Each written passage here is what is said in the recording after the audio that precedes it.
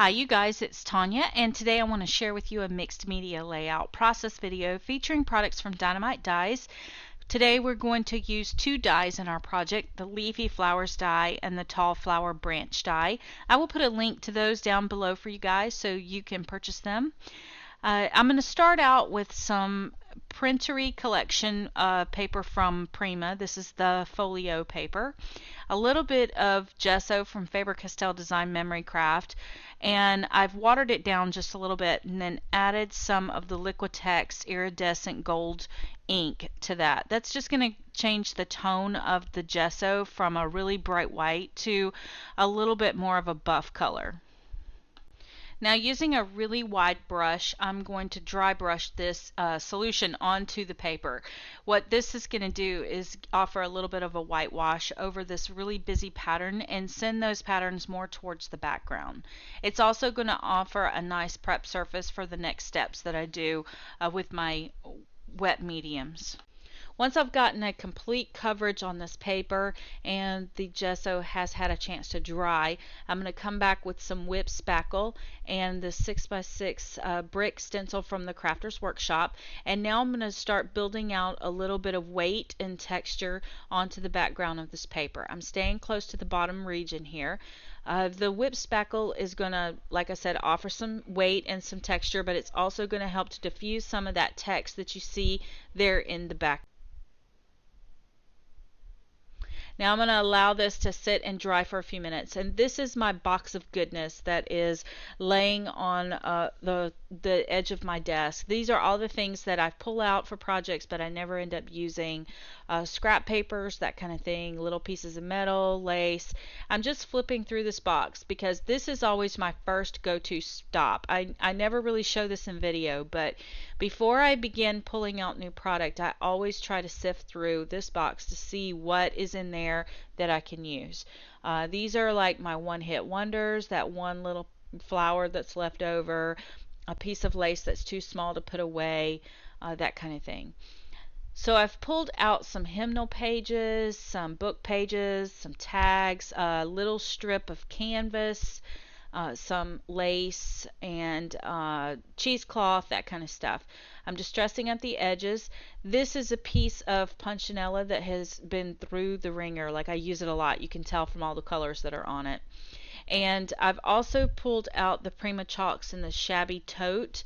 I am using it to kind of distress out the edges of my book pages and all of my elements. And then I also went over the top of the whip spackle to just sort of send it back into the background again and give it that nice tone-on-tone depth look of the paper that's below. This is a piece of cheesecloth that was dyed for another project. All of it didn't get used, so I have it here. Again, just building out my layer clusters, and I'm being very careful not to very careful to leave space for that tag. That was a lace doily also that I had that was a heart shape. Now I have the steampunk gelato. This is the black cherry.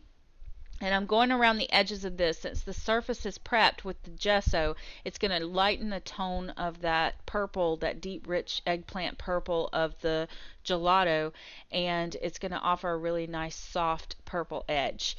I'm using a baby wipe to work that in and to smooth it out, and again, that further diffuses the color. And I'm just making sure I get all of those rough edges up. Now I'm going to take my Prima Distress tool and distress out the edges of this cardstock as well. I love that as I distress this, it lifts up some of the core color of the paper, the white. If I had waited until after I gessoed to do the gelato, then I wouldn't get that nice shadowing and I wouldn't have this like multiple layers of color. So I really like that. Now I'm going to come back around some of these rougher edges and just sort of peel them back.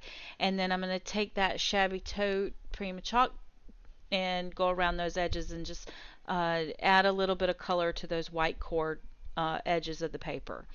I really like the look of this, and it's really starting to come together. All of these tones are working so well together, and they're really starting to get that really nice shabby look that I'm after. So I'm also going to take that baby wipe that had that little bit of gelato on it, and I'm going to add some of that color to my paper elements there for my photo mats. So once I got that all in place, I'm being very careful not to cover up where my tag will be because I want my journaling to go in that spot. So I want to be able to pull the tag in and out to hide the journaling. I'm adding the book pages now, and again, I'm applying glue very carefully so that I don't hinder the ability of that tag to slide in and out. I'm also going to continue to use this Shabby Taupe Prima Chalk to tone down some of these really harsh bright colors. Being, again, very strategic and pulling out that cheesecloth so I get that nice texture. The cheesecloth also helps to diffuse some of the elements that are written on these pages as well.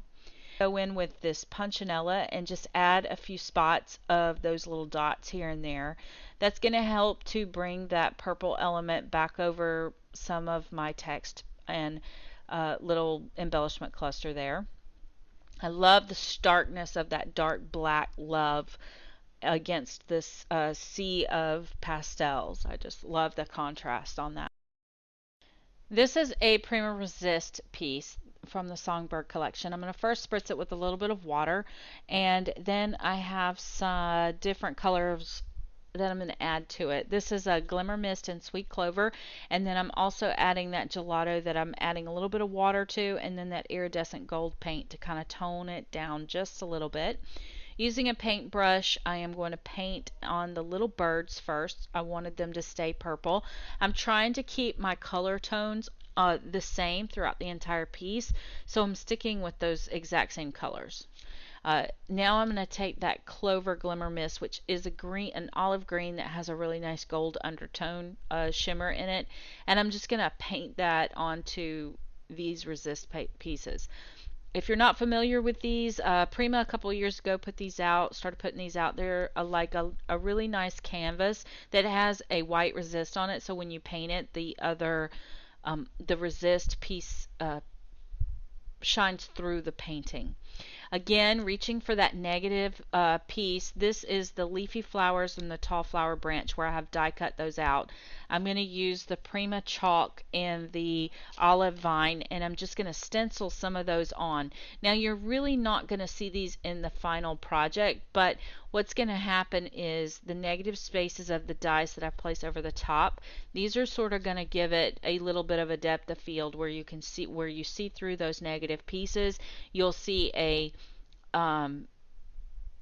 this stenciling through that area, and it'll just help for those dies to pop just a little bit and offer a shadow.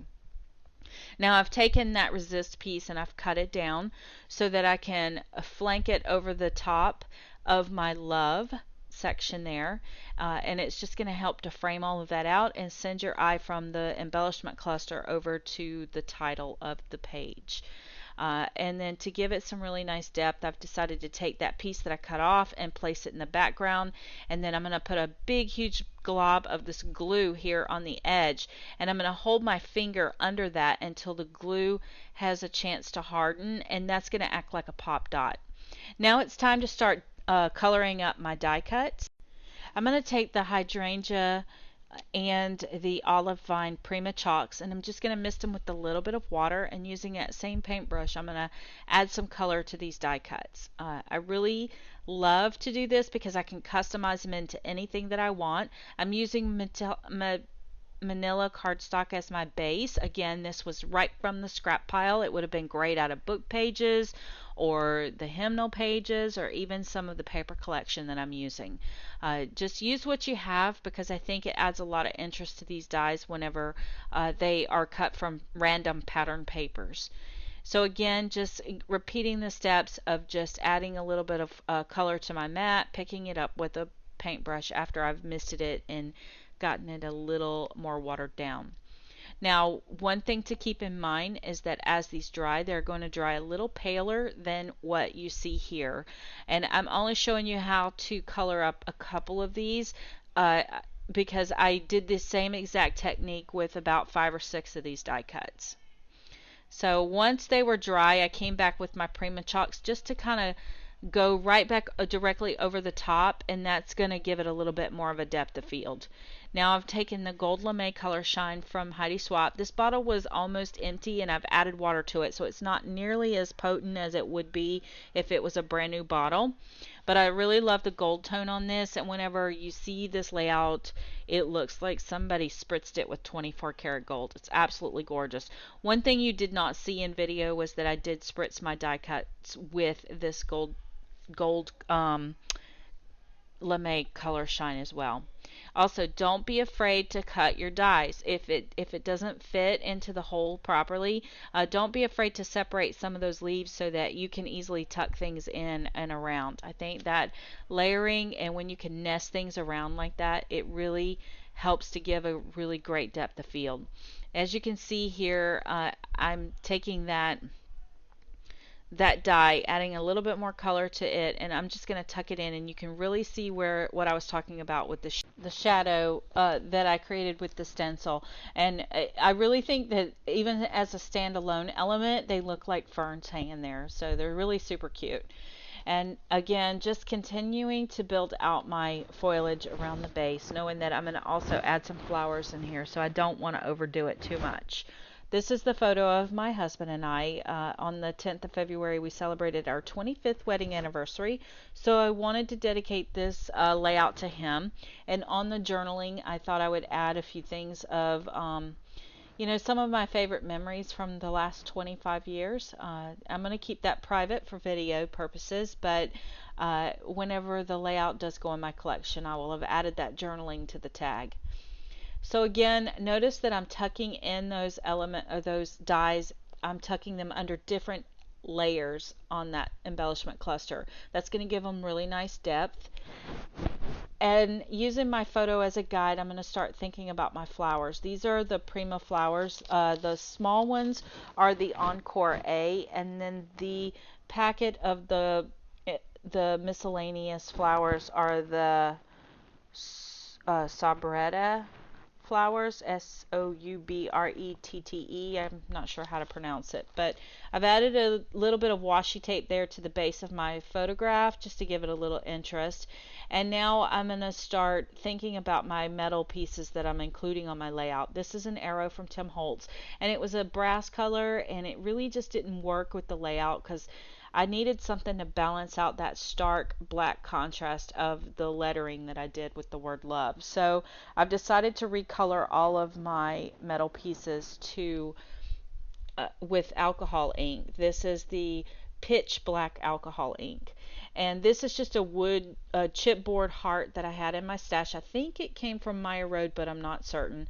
And I'm just going to heat emboss that with some of the Queen's Gold embossing powder from Ranger. So that's going to bring my gold kind of up and give it a little more prominence on the layout. Now I've decided to take some of that gold Liquitex and add it to the little token piece. This one is the one that said life, and then I think it says lifetime under it. It has a L, and then lifetime. It's a Tim Holtz token. And then around the arrow, I'm just going to touch that little bit of gold in those high points just to bring up all of that negative, or all of the raised pieces. Now I'm going to take that dried hydrangea chalk. I'm spritzing all the flowers with water first when I start, and now I'm going to start to carefully paint those on. And then I had this stroke of genius again, where I decided that this color, even though it matches what's going on with the other elements on the layout, it just wasn't quite strong enough for what I needed in my flower cluster. So this is going to be one of those moments where you do it and you panic and you think, no, it's the wrong color, but go with it. Just go with it. So I decided to add a little bit of the gold to see if I couldn't, just messy it up a little bit more and give it a little more interest. I'm continuing to paint with that hydrangea, and I'm just not feeling it. So I reach into my stash and I pull out the Pashmina and the Popsicle Glimmer Mists, which have a little bit more blue in them than what I really wanted on this layout. So then that made me have to reach in and grab out a pink and spritz it. So I grabbed out toffee. I think it was pink toffee, and I spritzed it over the top, and it ended up being the perfect tone of purple. So, if you mess it up, just remember, add a little bit of water to dilute it down, and then come in with another color and just experiment and see what you get. I knew it wasn't my only set of those flowers, so it didn't bother me to have to experiment with them a little bit. So here what you see me doing is I added a little bit more water, and then now I'm adding some more of that gold, and I'm just working it in, and I'm just really panicking at this point because I'm like, I don't know if this is gonna work or not, but we're gonna try it. But keep in mind too that these are all gonna dry a little bit lighter once they are dry. They will be a little bit lighter. So here I go again with the gold, or with the, actually this is the gold lame color shine, because I felt like they needed a little more gold, but I don't know where I was going, to be perfectly honest with you. And then I decided to take all of that residual ink color that was there on my mat and just have a little bit of drippage in that foliage area, as if I had sprayed those directly on my layout. Now, I could have glued these down and sprayed them on my layout, but then I would have risked everything becoming that color, and that's not the look I was after. So I wanted something a little more romantic, so that's why I sprayed those off the layout rather than on the layout. So here I go. I'm going to build out this little embellishment cluster. Again, I want my flowers to be really good and dry before I begin the next step. Place that little arrow right over the top of that heart, pointing to the word love. And now it's time to start building out my embellishment cluster with the flowers. So I start with my bigger flowers first, and then I flanked it with a couple of the smaller flowers. I didn't want a lot of flowers on this because really the focal point on this was going to be that photograph, but it's also going to be the dies from Die-namites. So I didn't want to overwhelm them with too many flowers. So again, just tucking things in. I found that token that says L for lifetime, so I've placed it under my doily. I decided I needed another little branch of that tall flower branch die, so I tucked it in there between the heart and my frame, the photo. That little piece of lace I pulled out of my scrap pile, I cut it in half, and now I'm going to use part of it up at the top and then part of it down at the bottom as well. Again, lots of scraps got used up on this layout, and it's just so rewarding to me to be able to use those up.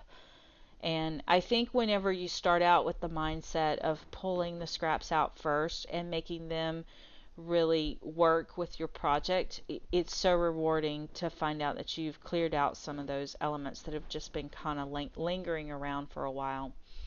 And don't be afraid to cut your laces in half. I think with a layout like this, the girly grunge, it's really fun to be able to have things that aren't so perfect. So here I am, I've just got that all tucked in. I'm just going to add a little spots of glue here and there just to make sure everything's adhered down. Notice I'm not gluing my dies completely down to the layout because I do want that depth, that give the illusion that they're just sort of hanging there. So again, I found this little envelope, a wooden envelope, and I was going to use it, and then I found the ticket. The ticket is from the romance novel from Prima, and it says always love, or I will always love you, or something along those lines. So I wanted to use it. It has a really nice rose pattern on it, but I couldn't find placement for it yet. Here's a vintage trinket flower that I've had in my stash. So I, again, wanted to change the color of it a little bit by adding some of that pure black alcohol ink to it. And I'm also adding a little bit of gold to it. The gold really isn't going to be the main focal point here. I just really wanted all of that black to be on the flower itself. And then I'm just going to clean up my surface really fast.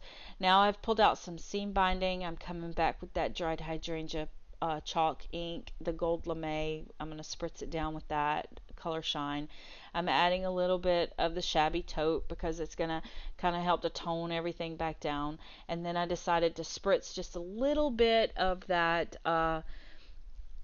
pashmina glimmer mist on it as well, and that's just going to help to bring in some of those purple values.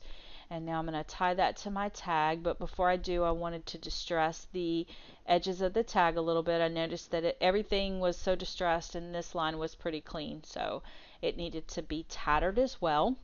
Again, coming back with that shabby tote and edging up that area where I had just distressed. Now I'm going to tie my bow with my seam binding, keeping it kind of loose and off kilter a little bit, but I think that adds to the charm, and the more you play with the seam binding, the more it's going to ravel, so it's going to have a really nice grungy look to it.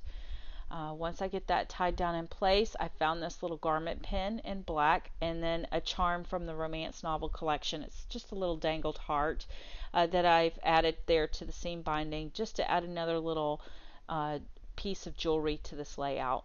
And I love how it's going to be hanging there, and then the heart will keep my tag from slipping all the way underneath all of the other elements.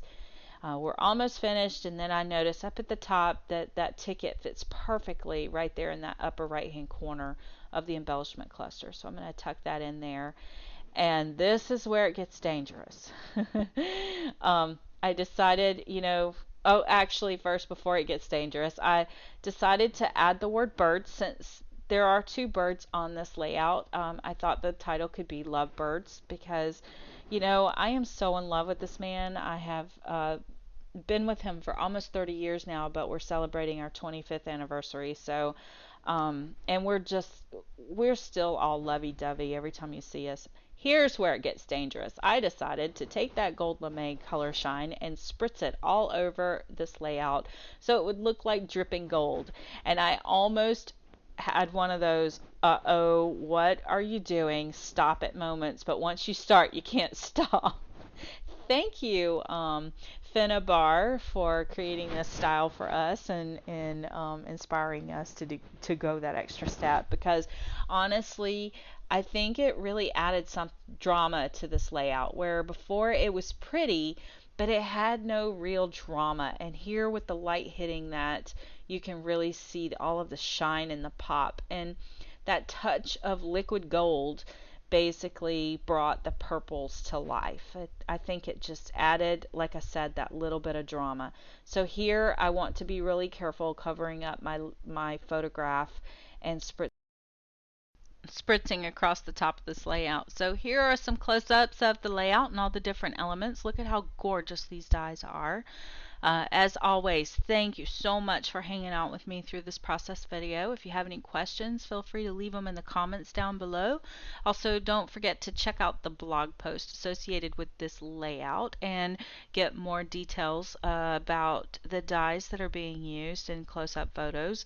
As always, thank you again for hanging out with me, and if you've enjoyed this production, please make sure you thumbs up this video, leave me a comment, and share it with a friend.